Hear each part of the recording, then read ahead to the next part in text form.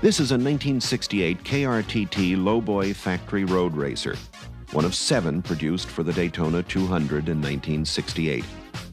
The lucky owner-rider of this limited edition motorcycle is racer Pat Maroney. This bike has been updated for vintage racing with Mikuni carburetors, newer tires, and an aluminum gas tank. The motor's a 750cc side valve Flathead.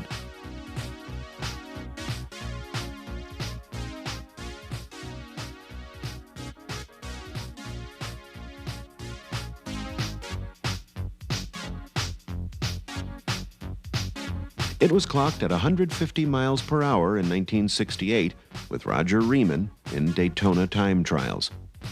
A bike like this won Daytona in 1968 and 69 with rider Cal Rayburn. Well, I started road racing 2 years ago. I used to be a professional motocross racer and got too old for motocross, so I figured I'd start road racing. And the first year I started road racing, I ended up 3rd in the country.